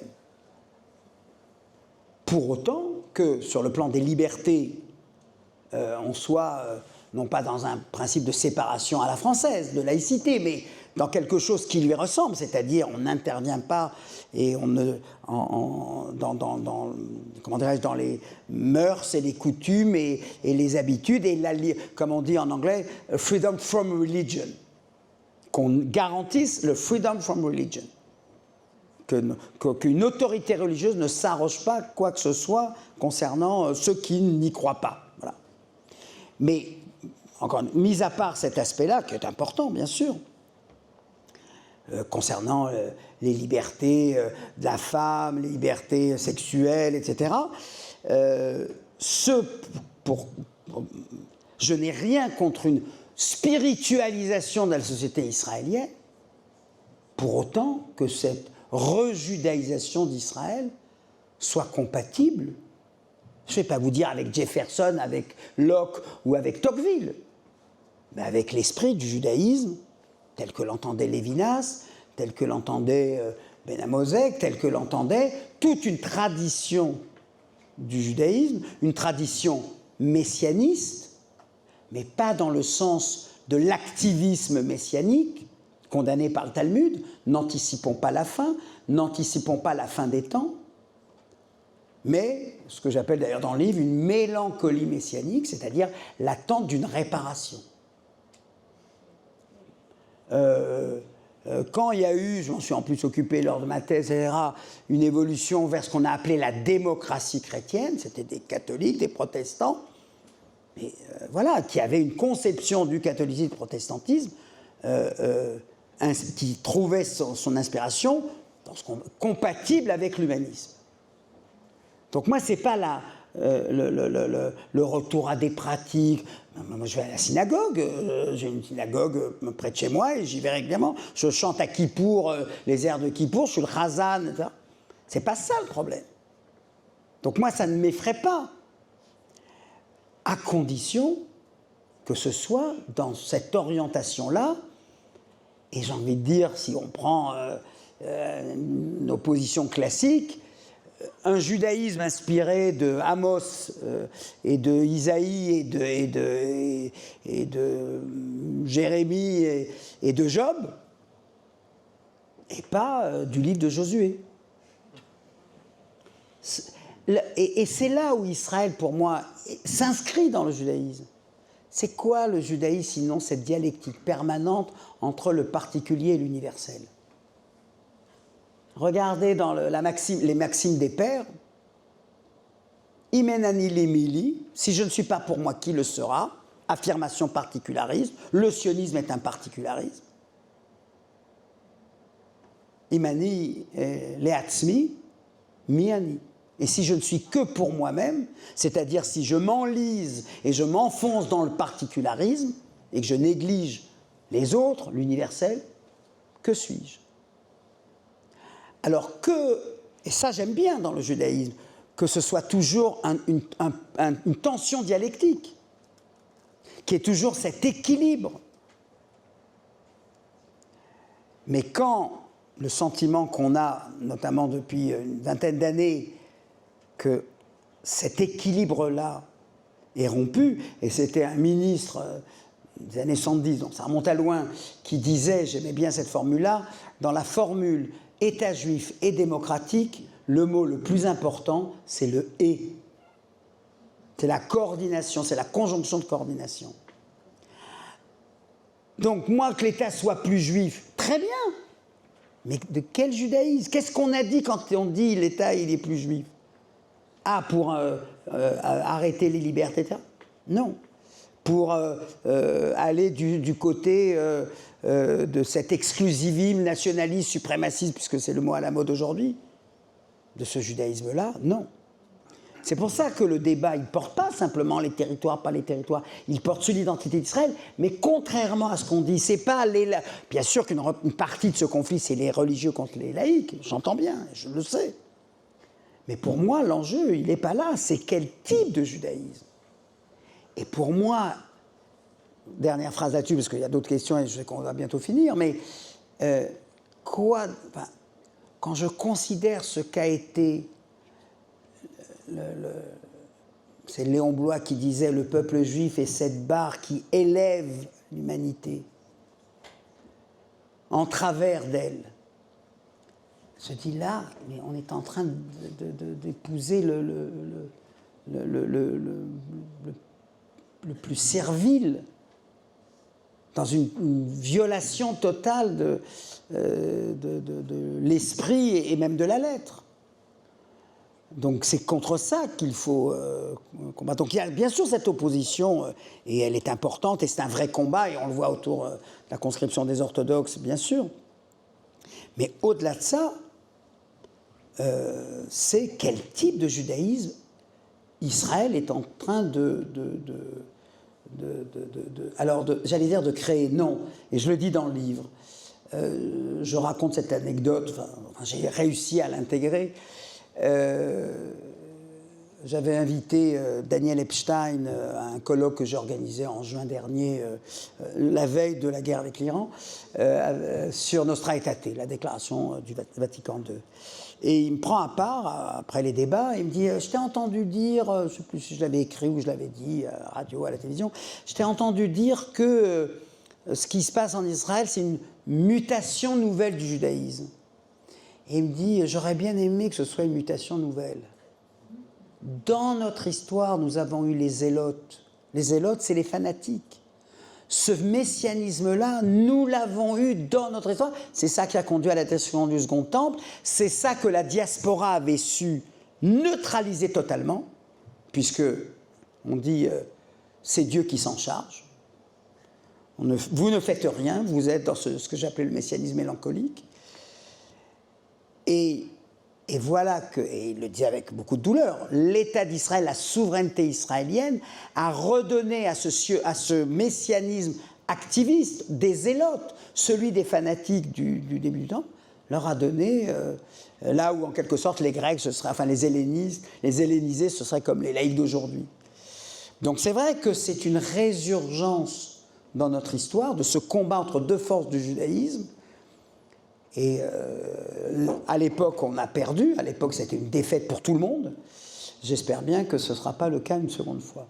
Alors là, il faut me rappeler la deuxième et la première question. La question d'avant, c'était sur la reconnaissance de la Palestine par Macron. Alors, bien sûr que j'ai vu, comme nous tous, que initialement, c'était conditionné à la libération des otages, et puis ensuite, ça a été sans condition. Il a dit on va surveiller. Bon, maintenant c'est pour les historiens cette affaire, parce que ça y est, les otages sont libérés. Alors moi je voudrais que tous ceux qui ont dit, en France, comment Macron, il ose se conditionner, il a oublié les conditions, ça y est, les conditions sont remplies. Sans l'aide de Macron, c'est vrai, elles sont remplies. Les otages ont été libérés. Alors maintenant on reconnaît la Palestine ?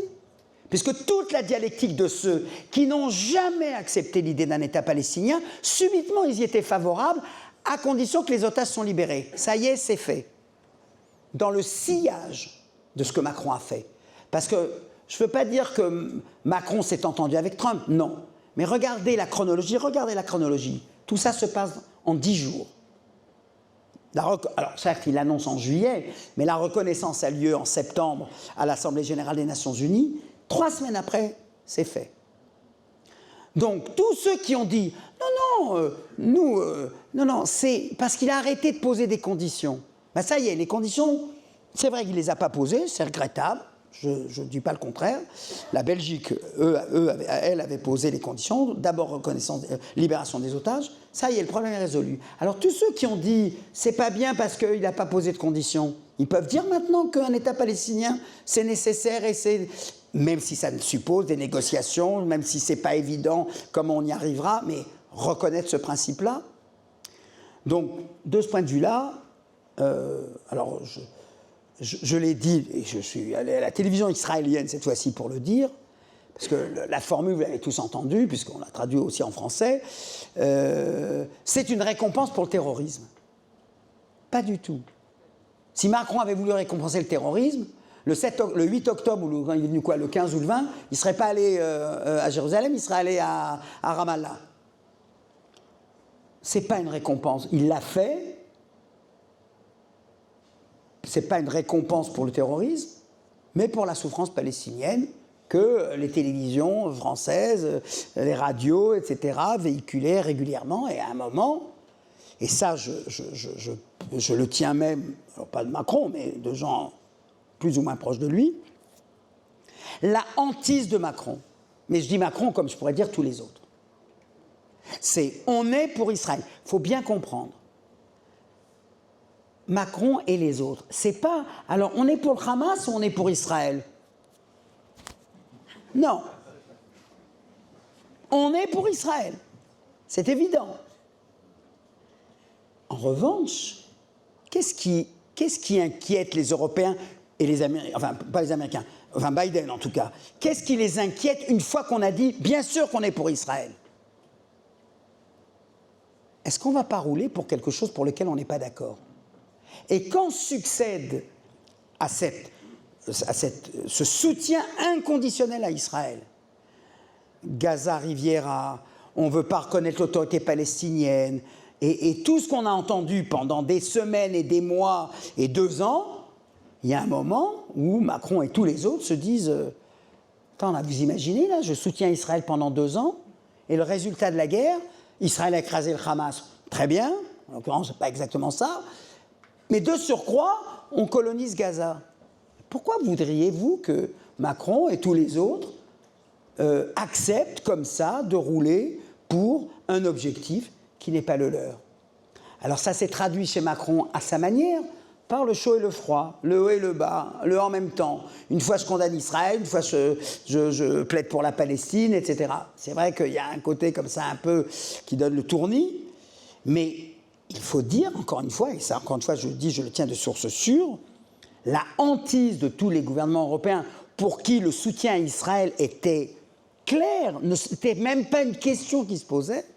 Leur hantise, c'était de se dire, et si on roule pour une conséquence qui ne correspond pas à ce pourquoi on est d'accord pour soutenir Israël, légitime défense, mais perspective de négociation. Ce qu'on a appelé, avec cette formule que j'ai analysée dans un article dans la revue Cité, le jour d'après. Or, pendant 2 ans, Netanyahou a dit « Moi, je ne discute pas du jour d'après ». Et quand il en a discuté, c'était Riviera, épuration ethnique, machin, etc. Et pourquoi Macron devrait-il soutenir ça? Lui, et je dis lui, mais comme je citerai tous les autres. Mais il n'y a aucune raison pour qu'il soutienne Israël. Et c'est parce que Netanyahou n'a jamais donné de gage aux Européens en disant « Je veux éradiquer le Hamas, mais attention, je réglerai le problème palestinien de manière honorable ». Comme il ne leur a jamais dit ça. Et attention, Netanyahou a raison de ne pas leur dire parce qu'il n'y croit pas. Bien sûr. Donc ça, je ne reproche pas à Netanyahou de ne pas avoir donné le change. C'est son idéologie. Je ne vais pas la lui changer. Mais on peut admettre que les leaders européens se disent « Ok, je suis derrière Israël, je le soutiens, mais jusqu'où ?» Et tout ça a explosé quand, comme pour moi, c'est-à-dire dans cette période où Netanyahou dit « On ne continue pas la deuxième phase », chariot de Gédéon numéro 1, chariot de Gédéon numéro 2, et maintenant la conquête de Gaza. Et vous voudriez que les leaders européens, comme s'ils n'avaient pas de conscience politique, comme s'ils n'avaient pas aussi une opinion publique, mais pas l'opinion publique, le LFI ou les musulmans de France, mais l'opinion publique générale qui se dit, là, mais jusqu'où ils vont, là? Et ça, pour moi, on peut ne pas être d'accord avec la manière dont il l'a fait, mais je peux en tout cas, comme analyse, expliquer pourquoi il en est arrivé là. En termes structurels, parce qu'on a changé de paradigme. Le paradigme des années d'Oslo et même des années avant, c'est la paix. La paix dans la sécurité par la paix, tout ce qu'on... Mais c'est la paix le pôle. Le pôle de référence, culturellement, au sens large du terme, c'est la paix. Et Netanyahou, personne ne conteste le génie politique, génie malfaisant, génie malveillant, mais le génie politique, lui transforme ça en jouant sur les peurs, la hantise, le pessimisme de la condition juive, lui transforme ça en subordonnant dans un premier temps la paix à la sécurité, et puis à un moment, la paix disparaît en quelque sorte. Et quand le discours hégémonique est celui de la sécurité, et ce n'est pas un mot grossier la sécurité, attention, quand c'est ça l'hégémonie et qu'il n'est plus associé ou couplé à la paix, eh ben, c'est difficile. Vous voyez des critiques de Lapid, de Gantz, moins d'Yair Golan quand même, mais qui paraissent parfois des critiques à droite, en quelque sorte. Et ça, je dirais que... Alors, il y a ça, et puis, il y a aussi, comment dirais-je, ce qui fait... Alors, tous ceux qui s'occupent de leadership vous diront, il y a celui qui est porté par la mission, la vocation. Ce n'est pas le cas de Rabin. Rabin le dit, je n'ai jamais pensé que je deviendrais un jour Premier ministre.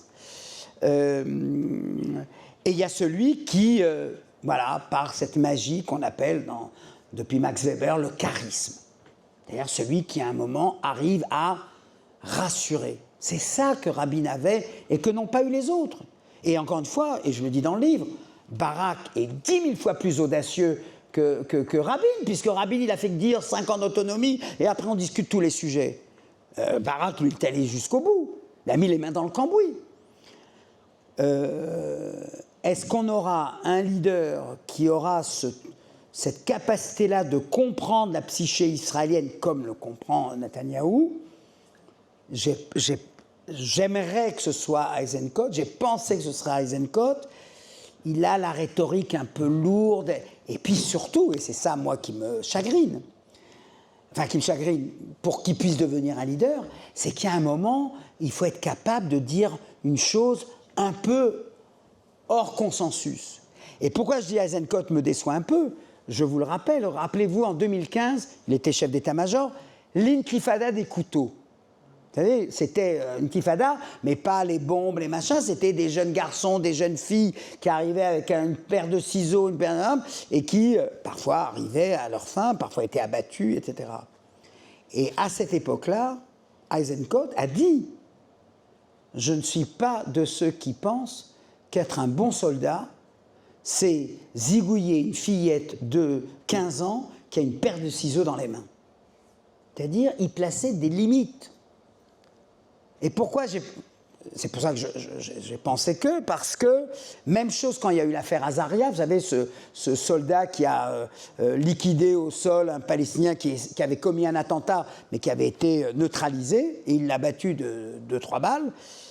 Et Eisenkot a dit « Ah non, ça, c'est pas dans les règles de la violence encadrée. Une armée, c'est quoi une armée? C'est une violence encadrée. C'est une violence dans certaines règles, à respecter. » Donc, ces 2 épisodes-là dans l'histoire d'Eisenkot, quand il était chef d'état-major, m'ont inspiré l'idée qu'il est capable de sortir un petit peu du consensus.